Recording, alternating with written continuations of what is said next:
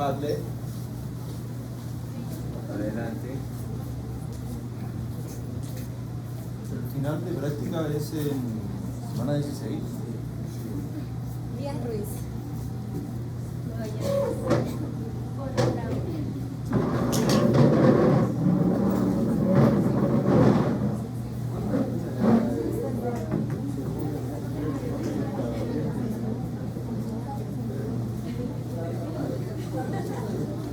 Bueno, entonces, ya me imagino que les han explicado cómo va a ser la evaluación con el Padlet. ¿Todavía no? Sí. Ya en la semana 15, ustedes ya pueden encontrar en el Canva los 4 casos clínicos. ¿Sí? Creo que sí lo conversamos durante la práctica, pero si no es así, vale la pena repetir. Van a encontrar en el Padlet 4 casos clínicos. ¿Sí? Van a tener por grupo, ¿sí? Se tienen que dividir en grupos, por afinidad, como ustedes quieran. Lo único que no quiero grupos de más de 6 personas y grupos de menos de 5 personas. ¿Ok? Para que todos estén más o menos homogéneos. Entonces van a tener 20 minutos para resolver los 4 casos clínicos. Aproximadamente 5 minutos por caso. La persona que va a exponer o, digamos, presentar los casos clínicos va a ser seleccionada por mí, 1 por cada grupo. Puede ser la misma persona la que presente los 4 casos, ¿sí? Eso lo van a saber ese mismo día, ¿sí? Y puede ser una pregunta por caso, 2 preguntas por caso, o simplemente pueden ser todas las preguntas de un solo caso. Eso también lo van a saber el mismo día. ¿Cuántas preguntas en total? Las que alcancen en 20 minutos, digamos, incluyendo la presentación del caso. Marcela. Así es. O tienen que estar preparados en todo caso para presentar todos los 4 casos clínicos. Sebastián. O sea, una sola persona expone los 4 casos. Puede ser que en el momento se decida que expongan más personas, ¿sí? Que puede ser que en el momento se decida que exponga cada uno un caso. Digamos, la idea del Padlet es que todos los miembros del grupo estén preparados como para presentar, no voy a decir exponer, voy a decir presentar el caso clínico, porque lo que ustedes deben hacer en el Padlet, entiendo yo, el objetivo es presentar un caso clínico. No es lo mismo presentar un caso clínico que hacer una exposición, ¿no? Digamos, es algo a lo que ustedes se tendrán que acostumbrar, a presentar casos clínicos en pocos minutos, que es lo que van a hacer cuando tengan que pasar visita, digamos, en una ronda, cuando sean internos, ¿no? Pasan la ronda, llegan, presentan el caso en 3-4 minutos, presentan el caso, ¿no? Y a partir de la presentación del caso se les van a hacer preguntas que pueden ser de anato, de histo o de fisio sobre cada uno de los casos. Nicolás. Esto, en vez de, me imagino que no vamos a tener que leer el caso, solo ponemos los signos y síntomas, ¿no? Claro, la presentación de un caso clínico normalmente incluye la historia de la enfermedad, ¿no? Una breve descripción de la historia de la enfermedad, cómo inicia la enfermedad, la historia clínica, un breve resumen de la historia clínica del paciente, los antecedentes de importancia, ya sean familiares o patológicos, la enfermedad actual, ¿no? Que incluye signos y síntomas, y de ahí deben incluir posibles diagnósticos sindrómicos, y si quieren avanzar aún más, de hecho eso ya lo tienen, porque en el título del caso clínico está el diagnóstico, ¿no? Entonces, además de sus diagnósticos sindrómicos, van a tener ya el diagnóstico ya ustedes de cada uno de los casos, que si no me equivoco, uno es accidente cerebrovascular, adenoma hipoficiario, hernia del núcleo pulposo, y creo que el otro es hemorragia subaracnoidea, puede ser. Pero esos son los 4 casos que van a tener que ustedes estar preparados como para presentar el día de la práctica. Si son 20 minutos por grupo, máximo ustedes son 18 por grupo de práctica, máximo deben haber 4 grupos por cada grupo de práctica, es decir que en 1 hora y 20 ya deberíamos haber acabado la evaluación en Padlet. En realidad es prácticamente un examen oral, ¿sí? La nota es grupal, ¿sí? La nota es grupal, así que prepárense todos porque puede ocurrir que la nota va a ocurrir que la nota de sus compañeros va a depender de quién expone, ¿sí? Así que les recomiendo que se preparen todos para que no se perjudiquen a ustedes mismos y sobre todo para que no perjudiquen a sus compañeros del grupo si es que no se han preparado de la manera apropiada. ¿Ok? Entonces es presentar un caso clínico y responder preguntas de anato, fisio e histo, todo en ese lapso de 20 minutos. ¿Todo claro? Muy bien. Bien, bueno. Nos quedan 2 semanas teóricas. La semana de esta corresponde a visión y la semana que sigue corresponde a audición. Quiero preguntarles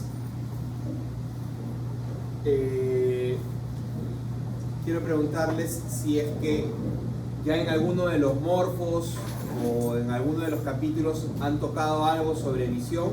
En histología. En histo, ahora en morfo 4. Entonces, ¿y qué cosa han visto en histo? La parte del ojo. ¿Las partes del ojo macroscópicas o microscópicas?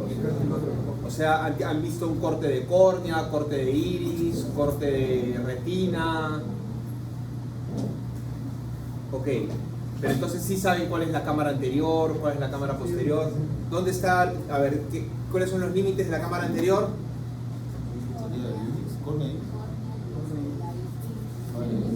Cristalino, quizás. Ok, ¿y el canal de Snell?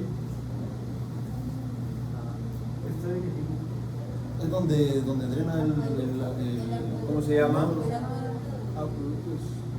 Acueducto de Snell o canal de Snell. ¿Qué cosa drena por ahí? el humor acuoso, ¿no? O humor vítreo. ¿El acuoso o el humor vítreo? Vitrio.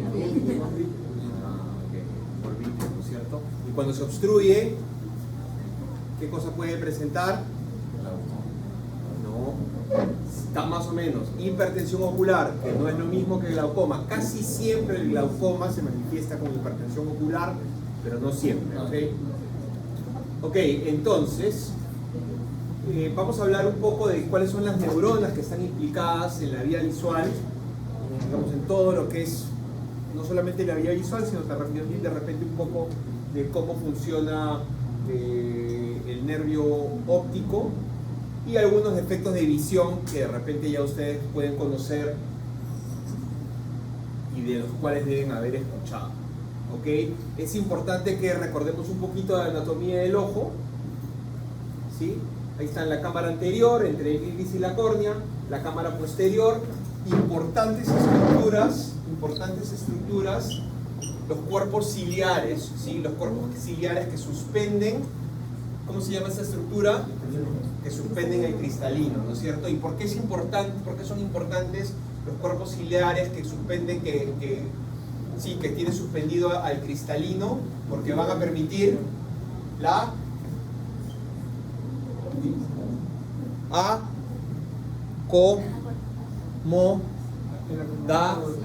acomodación, porque ¿cuál es la estructura? Esto es física, esto es de colegio. ¿Cuál es la estructura que tiene más refracción, que tiene más capacidad refractiva? ¿Qué cosa es la refracción? ¿Qué cosa es refracción? A ver si retrocedemos un poco en el tiempo. ¿Qué cosa es refracción? Mover un objeto para que pueda emitir más. ¿Ah? ¿Qué cosa es refracción? No, eso que pasa cuando muestran el vaso de agua y ponen ahí. Ya, está bien, pero entonces, ¿qué cosa es en física en términos de la refracción? La luz,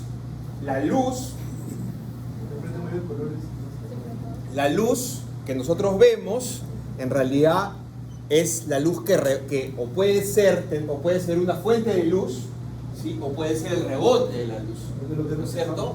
Claro, nosotros estamos, digamos, para la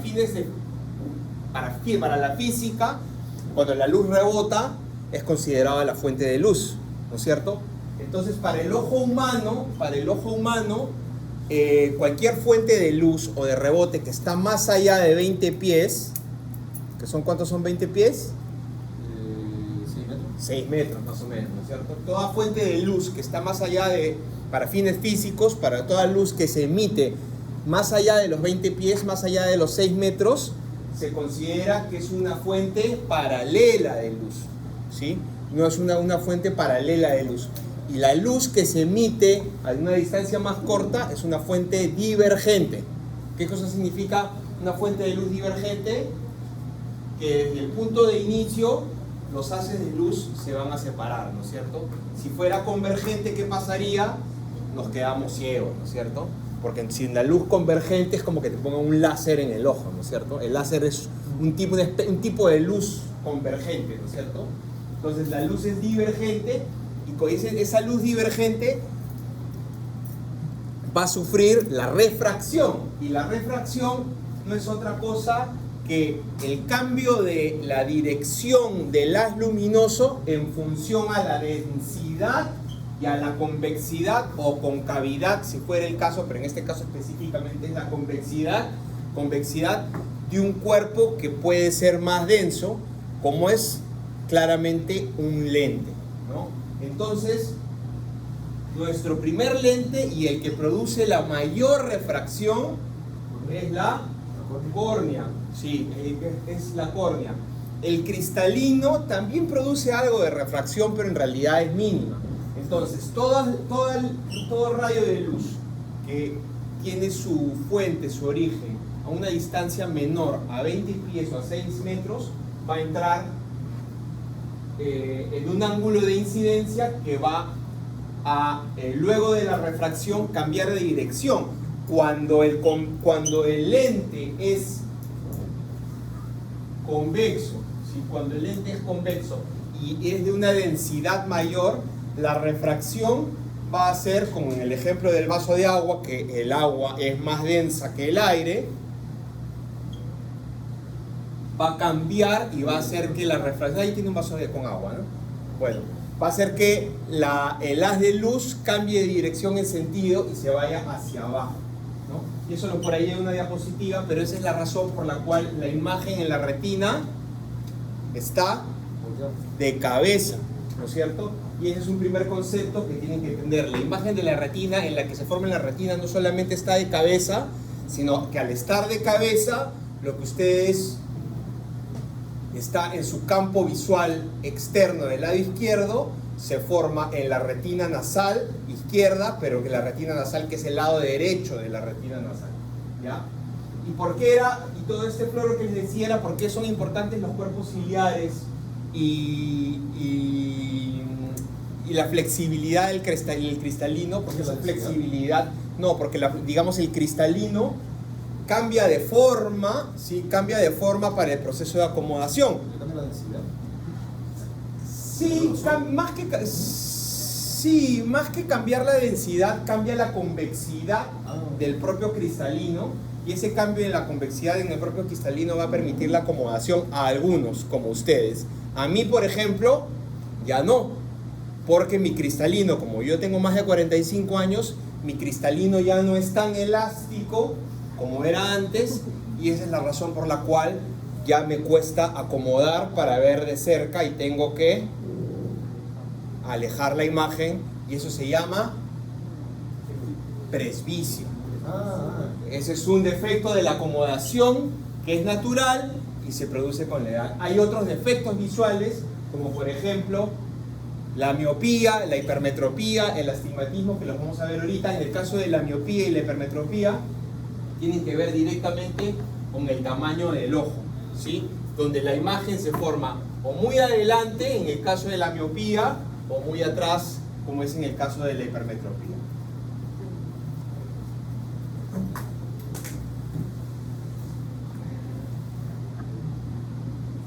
Ok. Bien. Entonces, si han llevado histo y han visto esto en histo, entonces no nos vamos a detener mucho en esto, porque entonces esto sí lo tienen claro, ¿no es cierto? Las capas de la retina, ¿sí? Vimos la retina como tal. O sea, ¿Qué alimenta la retina? ¿Cómo se llama la membrana que está detrás de la retina y que le da suministro de sangre, de energía? La coroides, muy bien, la coroides. Es por eso que el desprendimiento de retina es el desprendimiento entre la retina y la coroides, es por eso que es una situación, una emergencia oftalmológica, ¿no? Un desprendimiento de retina.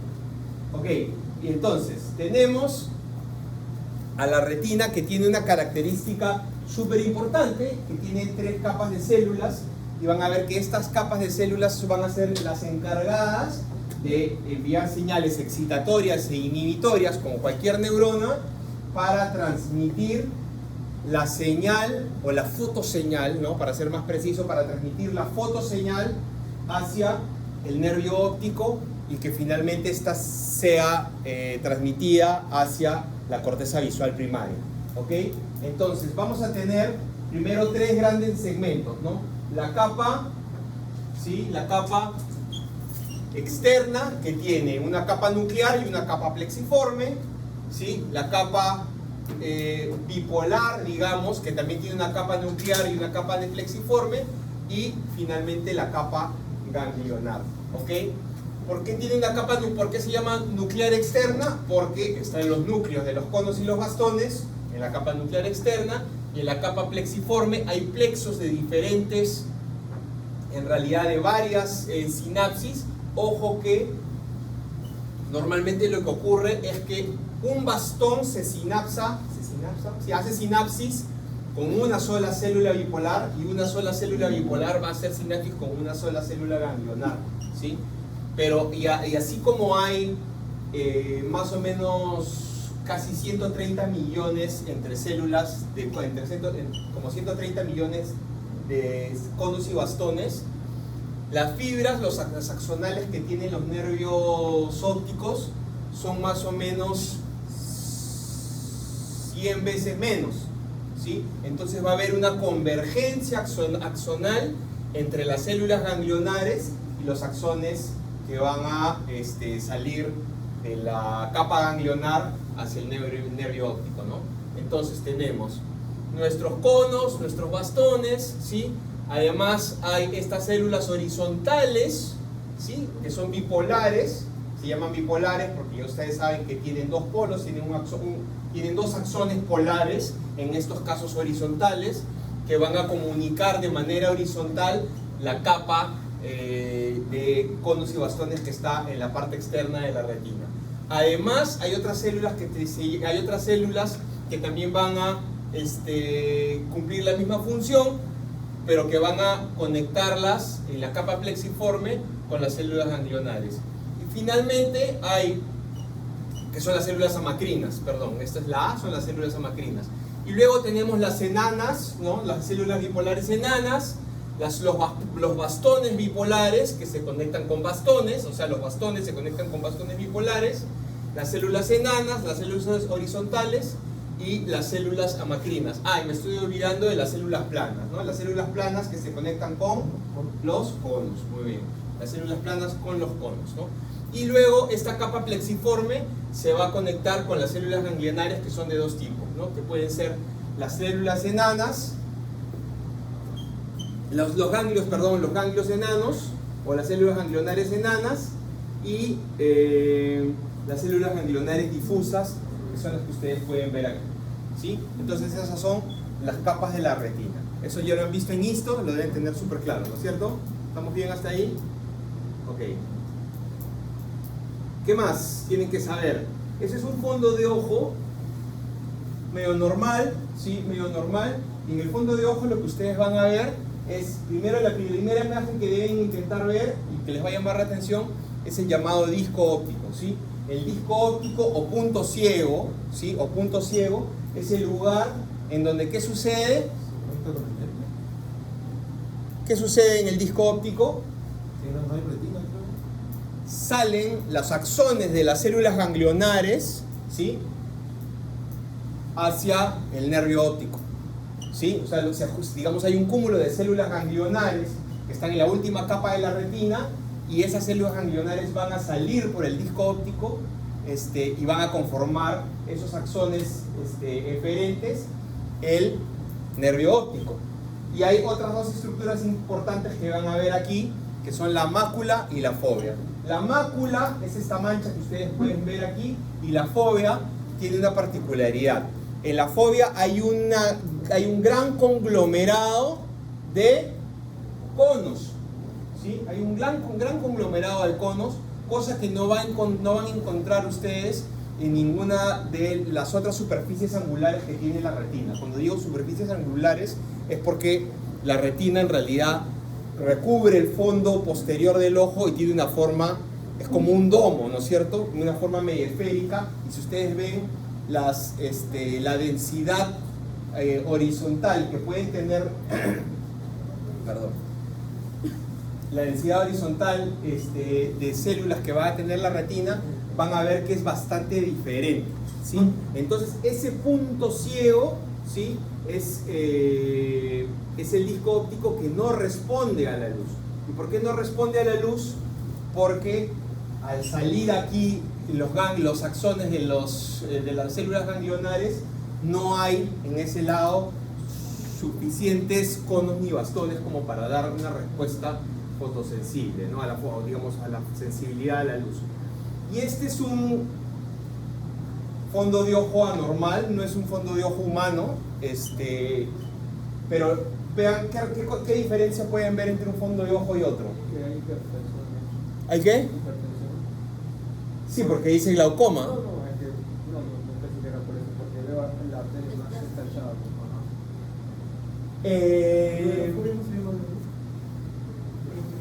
Ojo, miren, ojo que mucha gente no sí, eso es importante. Ojo, no piensen que las personas que tienen hipertensión intraocular van a tener el ojo abombado. Mucha gente, muchos y médicos confunden el exoftalmo, se dicen, ya tiene hipertensión intraocular porque tienes exoftalmos. No tiene nada que ver, no tiene nada que ver. Pero sí, algo es importante. Vean aquí el disco óptico, se ve rosadito, ¿no es cierto? Está rosadito, ¿no? Está rosadito, se nota que la vasculatura está indemne, ¿sí? En cambio, cuando hay hipertensión intraocular crónica, y en este caso es un glaucoma inducido, lo que van a ver es un disco óptico pálido, amarillento, medio blanco inclusive. Y lo que van a ver es que las arterias retinianas, sobre todo el tejido de sostén, está difuso porque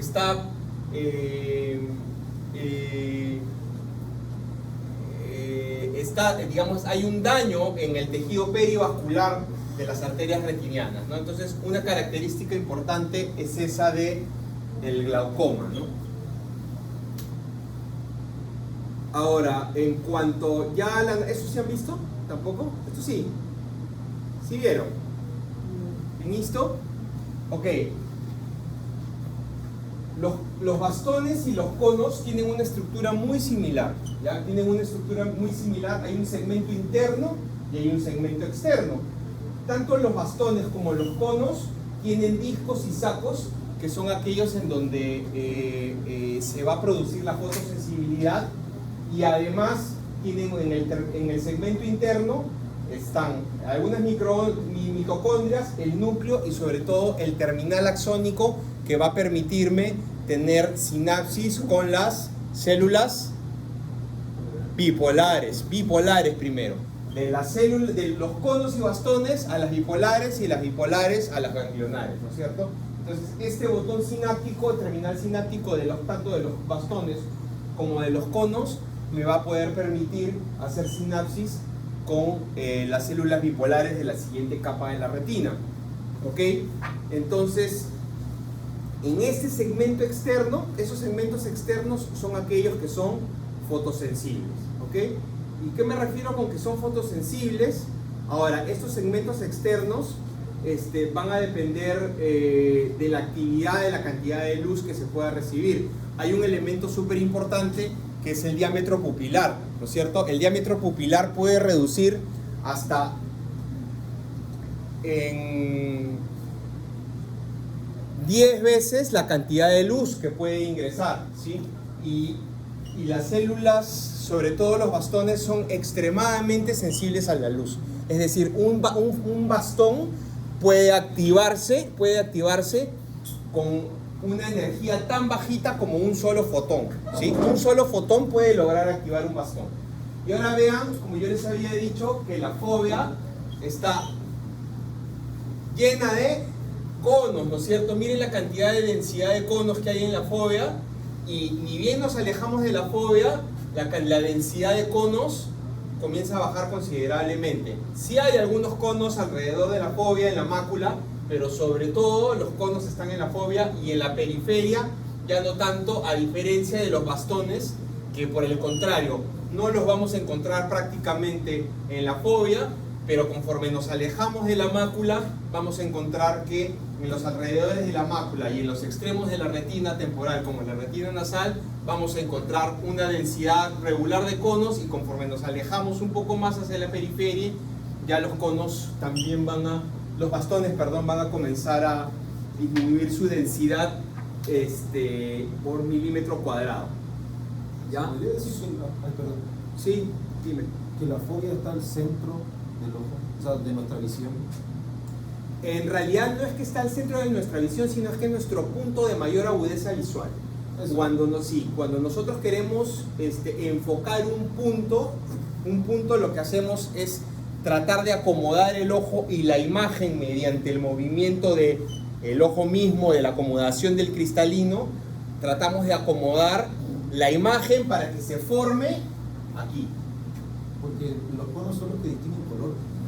Los conos distinguen color, sí, pero también distinguen la orientación del haz luminoso y los contornos. También van a distinguir contornos, ¿sí? Entonces, tratamos de enfocar nuestro punto preferido, digamos, lo que queremos hacer justamente sobre esta área, ¿no? Tratamos de enfocar aquí.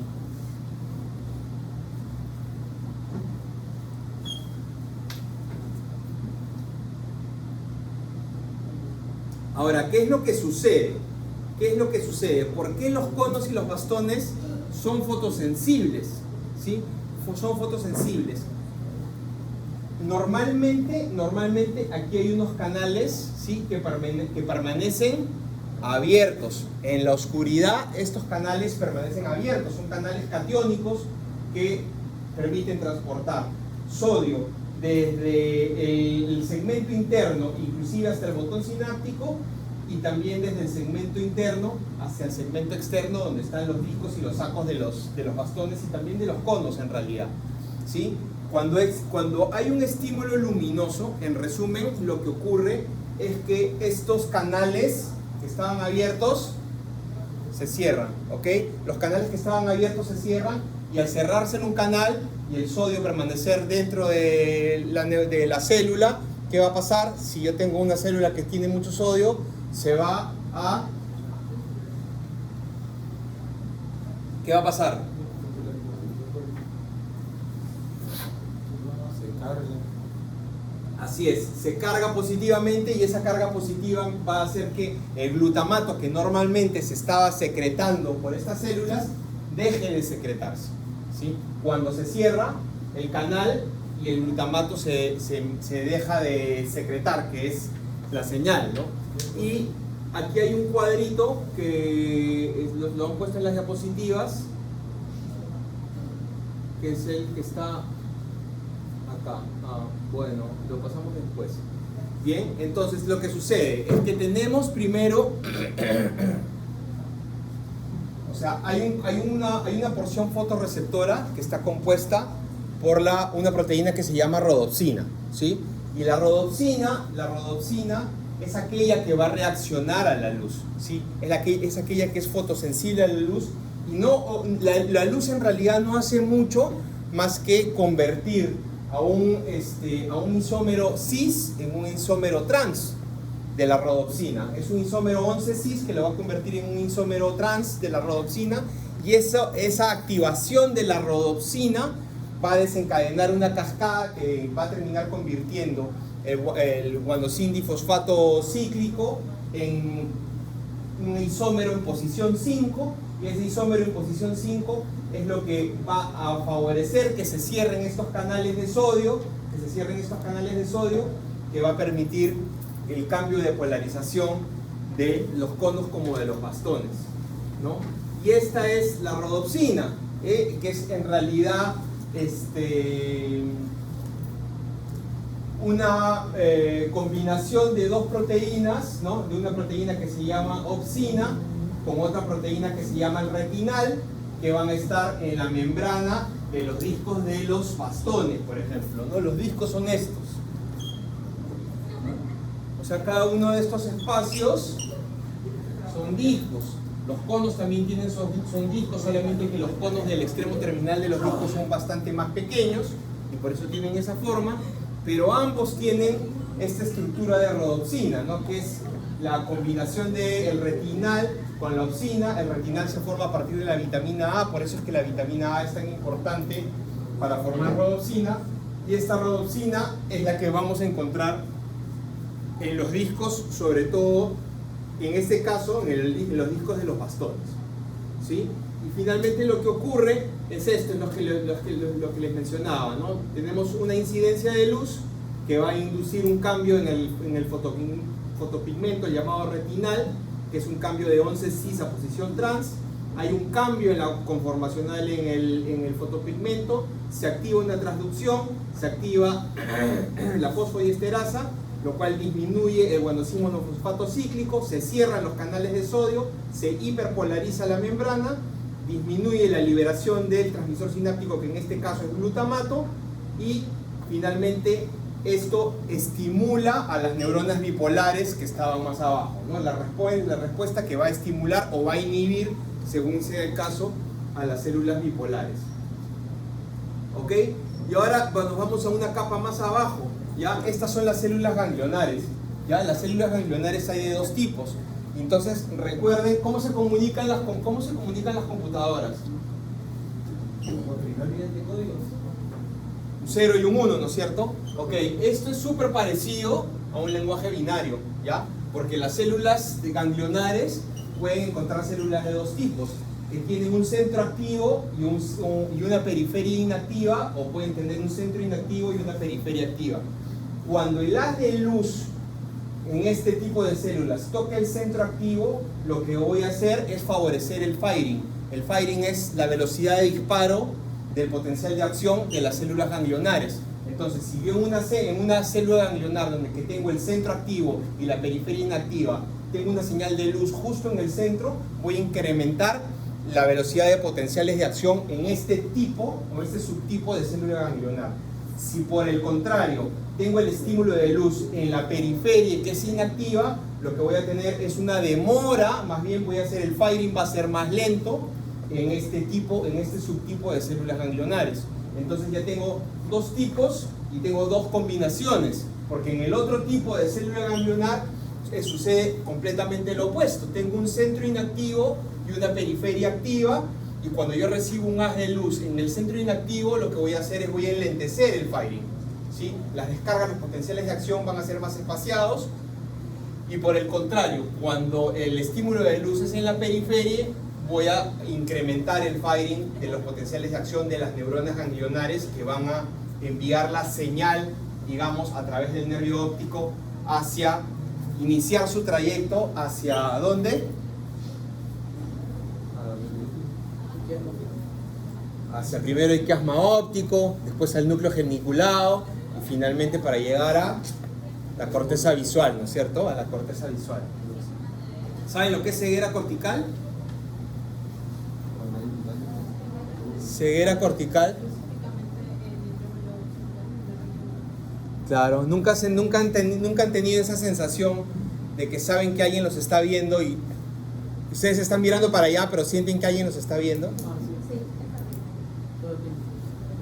Hicieron un experimento con personas, con pacientes que tenían ceguera cortical. Es decir, que toda la vía visual y la vía óptica estaba indemne, pero tenían, por alguna razón, o por un tumor, o por un accidente cerebrovascular, tenían dañada la corteza visual primaria y la corteza visual secundaria. Es decir, los pacientes podían ver, pero no sabían que veían. ¿Sí? O sea, córnea bien, cristalino bien, retina bien, ¿no?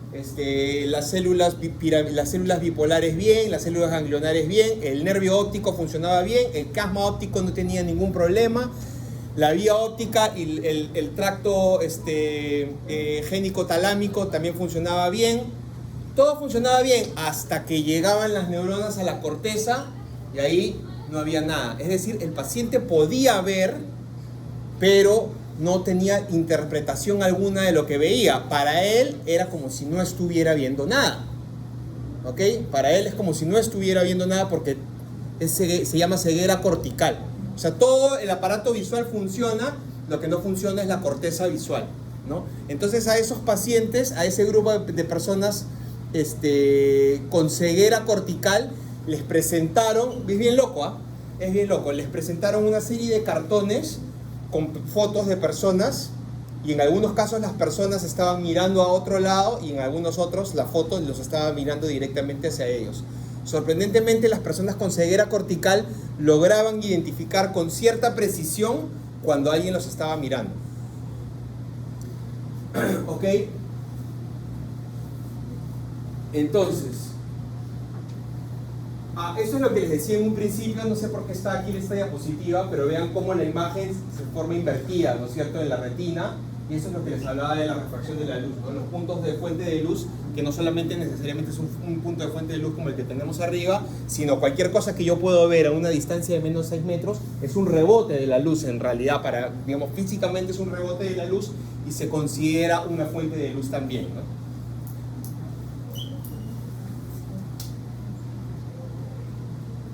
Bien, y esto es también, no sé por qué está acá, es lo que les mencionaba de la acomodación para las personas que tienen presbicia como yo, ¿no? Esta capacidad que tiene el cristalino a través de los tractos que están, de los músculos ciliares que están justo detrás del iris, esta capacidad de cambiar de forma del cristalino es la que se pierde con la edad, ¿no? Por eso yo ya necesito mis lentes para ver con HD, ¿no? Pero todavía me resisto. Muy bien, y esta es la vía visual de la que yo les hablaba. ¿Sí? Esta es la vía visual de la que yo les hablaba. Aquí la lesión puede estar en diferentes vías, ¿ok? Pero para que tengan, para que lo tengan claro, ¿sí? La retina envía, voy a decirle así, señales, ¿ya? ¿Ok?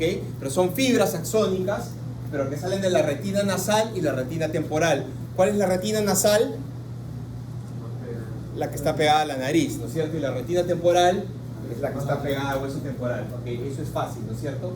Pero como ustedes pueden ver, como la imagen se forma invertida, la imagen que yo tengo en la retina nasal es de este campo visual. Y la imagen que yo tenga en la retina temporal, o sea, que tengo mi ojo cerrado, ¿ya? La imagen que tengo en mi retina nasal es de este lado. Y la imagen que yo tengo en mi retina temporal es la de ese lado, porque en realidad la estoy viendo de cabeza. ¿Ve? Como la retina temporal me permite este campo visual y la retina nasal me permite el otro campo visual. ¿Ok? Porque cuando estoy aquí en la retina la imagen está de cabeza. Y si está de cabeza, la izquierda es la derecha y la derecha es la izquierda. ¿No es cierto? ¿Hasta ahí normal? ¿Sí? Ya, chévere. Entonces, tengo mi retina nasal y mi retina temporal. Cuando tengo un daño en el nervio óptico, ¿sí? Cuando tengo un daño en el nervio óptico de este lado, voy a estar dañando los dos axones, tanto el de la vía nasal como el de la vía temporal del mismo ojo. Entonces estoy perdiendo estos dos campos del ojo izquierdo, digamos. Entonces, en el caso de A, que es una sección del nervio óptico, lo que voy a tener voy a perder visión en un ojo, claramente, ¿no? Porque estoy dañando estos dos, ¿ok? Hasta ahí estamos bien, ¿no es cierto? Hemos hablado un montón de veces de tumores adenohipoficiarios, ¿no es cierto? Creo que no sé en cuál de las prácticas decía paciente con adenoma hipoficiario, y creo que en alguno de ellos decía tenía hemianopsia, creo, ¿no? Alguno de ellos, creo que el que tenía acromegalia, creo que tenía hemianopsia, se quejaba de hemianopsia. ¿Por qué? Porque ¿qué cosa sucede en el quiasma óptico? ¿Qué sucede? Se se cruzan los axones, las fibras de la retina nasal, ¿sí? Pero de la retina temporal, no. Entonces, si se cruzan los axones de la retina nasal, que es la imagen contralateral, es decir, de mi campo visual temporal, es el que yo estoy viendo en la retina nasal, se va a cruzar con la otra retina nasal, y el campo visual temporal, que es en realidad el interno, va a continuar por el lado ipsilateral de manera normal. Entonces, si yo tengo una lesión en el quiasma óptico, que es donde se cruzan exclusivamente las dos fibras de la retina nasal, ¿sí? Lo que yo voy a tener es hemianopsia homónima. ¿Eso lo dice visión en túnel? Visión en túnel, así es, porque solamente puedo ver, ¿no es cierto? Es hemianopsia homónima, ¿no es cierto? Porque estoy conservando la visión en el lado izquierdo en el campo interno y también en el lado derecho en el campo interno, y estoy perdiendo los dos campos externos, ¿ok? Por el contrario, cuando la lesión está en el tracto óptico es aquel que sale desde el quiasma óptico hasta el cuerpo geniculado lateral, ¿sí? Que va desde el tracto óptico hasta el cuerpo geniculado lateral. ¿Qué cosa lleva entonces el tracto óptico? ¿Qué lleva el tracto óptico? Lleva a las fibras de la retina nasal del lado contralateral y lleva a las fibras de la retina temporal del lado ipsilateral. Entonces, si yo tengo una lesión en el tracto óptico, lo que voy a tener es una hemianopsia heterónima, ¿no es cierto? Voy a tener campos visuales distintos alterados, ¿no es cierto? Y lo último es que si tengo una lesión en el tracto genículo-calcarino, que es aquel que va desde el cuerpo geniculado hacia la corteza occipital, ¿sí? Voy a tener igual una hemianopsia heterónima, pero con preservación macular, ¿ya? Y eso es bien interesante porque eso probablemente sea causa de un rezago. ¿A qué hora acaba la clase? Ya, bueno. Sí. Eso probablemente es un rezago evolutivo, porque hay algunos invertebrados marinos que lo que tienen en realidad son dos manchitas en los ojos negras, ¿no? Que lo único que les permite es detectar luz, oscuridad, nada más, ¿no? Y aparentemente, digamos, eso nunca lo sabremos, pero digamos es un estudio habría que hacer un estudio filogenético y creo que alguien lo debe haber hecho, ¿no? La mácula sería un rezago evolutivo de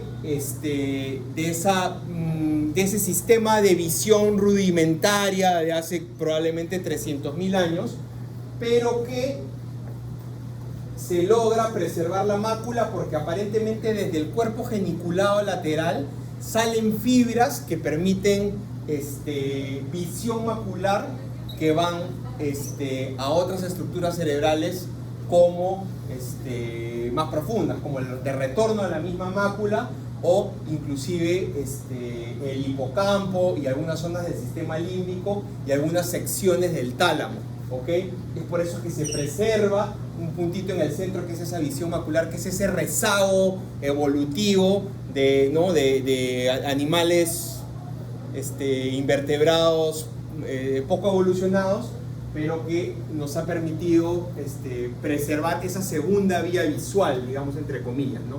Que en algún libro la van a encontrar, creo que en el Guyton dice la vía antigua, ¿no? Se refieren como la vía antigua, y creo que también se refieren como la vía nueva, ¿no? Estamos hablando de la vía nueva. Hay una vía antigua que no es muy estudiada, que permite una visión muy rudimentaria, ¿no? Y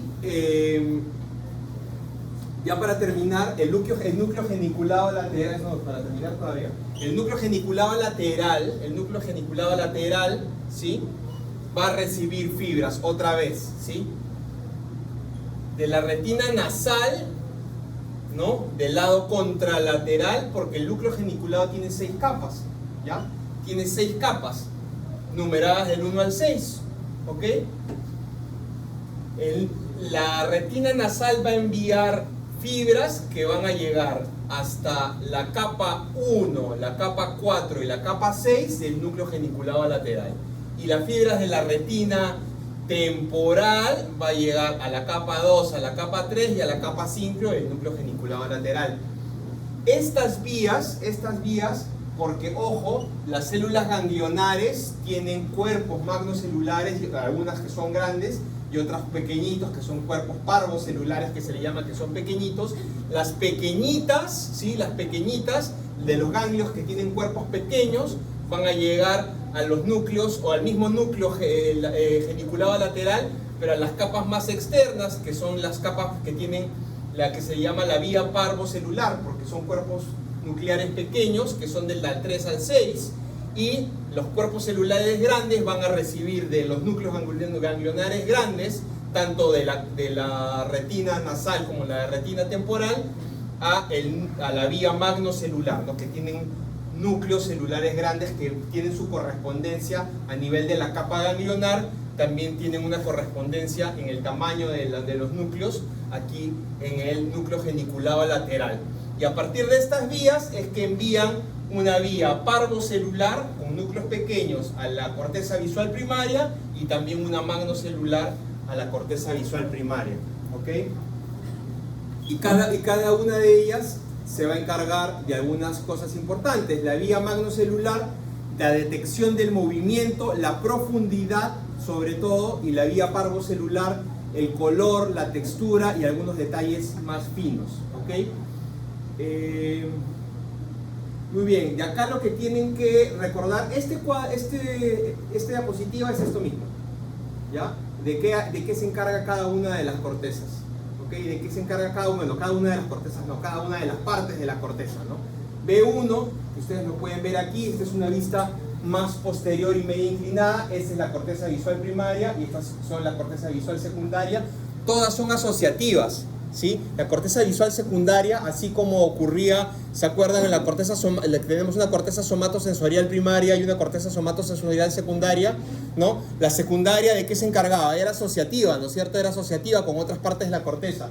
Igualito, la corteza visual secundaria también es asociativa, ¿no? ¿Y la primaria de qué se va a encargar? ¿No? Acá está, ¿no? Viene, que recibe la información nerviosa, ¿no? El núcleo geniculado, y hace el procesamiento principal en términos de orientación y formas y bordes, ¿no? Y después las otras áreas de la corteza primaria, que ya son las asociativas, campos visuales más grandes, movimiento, dirección del movimiento, puede detectar la velocidad del movimiento, reconocimiento de formas. Hay unos movimientos oculares. Esto. Ya. Ok. Los conos tienen sensibilidad a distintas longitudes de onda, ¿sí? A distintas longitudes de onda. ¿Se acuerdan los proyectores más antiguos que cuando se prendían justamente salían una bolita verde, una bolita azul y una bolita roja y tenían que acomodarlas hasta que se vea bien? Hay que darle foco hasta que se vea bien, ¿no? En los proyectores antiguos.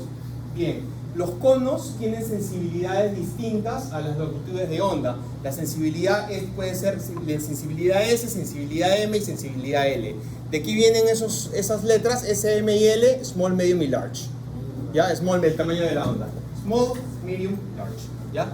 Entonces, ese tamaño de onda, esa sensibilidad diferenciada que tienen los conos, la teoría dice que lo que los conos harían sería encontrar las diferencias entre las distintas longitudes de onda a partir de esas tres sensibilidades para encontrar la longitud de onda de color preciso al que estamos siendo sensibles. Y respecto a los movimientos de los ojos, hay tres movimientos importantes. ¿Ya? Revisen por favor cuáles son los músculos. Recuerden que hay tres pares craneales que se van a encargar del movimiento de los ojos, ¿no? Eso se acuerdan, ¿no? Troclear, oculomotor y el abducens, ¿no es cierto? Y el abducens. Ok, hay tres movimientos de los ojos básicos. El movimiento sacádico que es el que me va a encargar, el que me va a permitir enfocar y cambiar rápidamente del lugar de mi punto de enfoque, ¿no? Que es lo que estoy haciendo ahorita, cambiar el punto de enfoque. El segundo movimiento es el movimiento de persecución, ¿sí? ¿Cuál es el movimiento de persecución? El que usa los tiradores de... Como luego sigue el dedo, ¿no? que tienen que seguir los discos, ¿no es cierto? O el que hacemos nosotros para cuando queremos matar una mosca, ¿no? ¿No es cierto? Ese es el movimiento de persecución. Y el tercer movimiento es el movimiento vestibular de los ojos. Y si les digo vestibular, ¿a qué me refiero? Que tiene que ver con el equilibrio, ¿no es cierto? Es el que me permite mantener fijado un punto, pero cuando yo estoy en movimiento. Cuando estás en una montaña rusa y estás mirando a un solo lado mientras vas en la montaña rusa, ok, ese es el vestibular, ¿ya? Disculpen chicos que me haya extendido, pero es lo que se ha podido hacer, ¿ya? Listo chicos.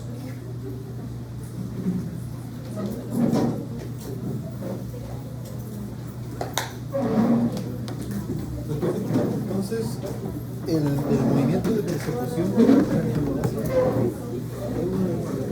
No es cada uno con no es que se quede, sí, porque depende de la persecución que tú vas a hacer el movimiento.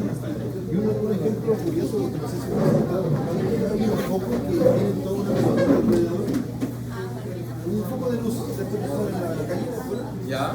Hay unos que son, es el circulito transparente y si usted mira bien, se ve el foco invertido, el reflejo del foco de adentro.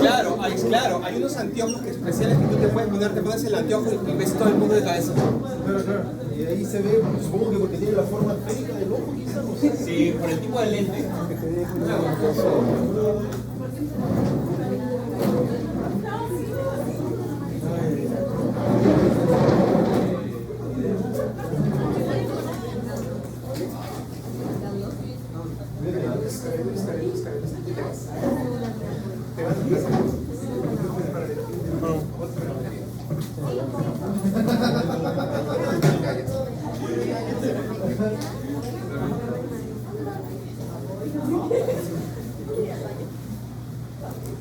Sí.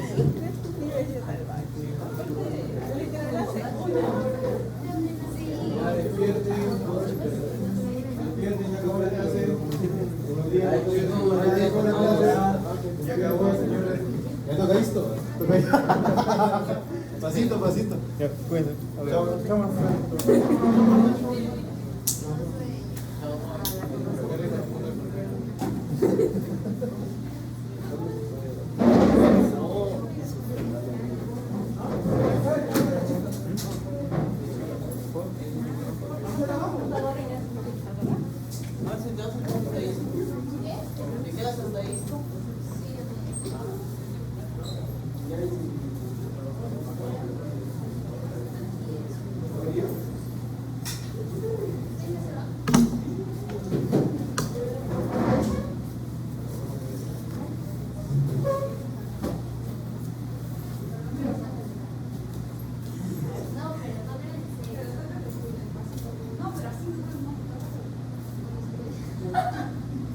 ¿Cómo qué?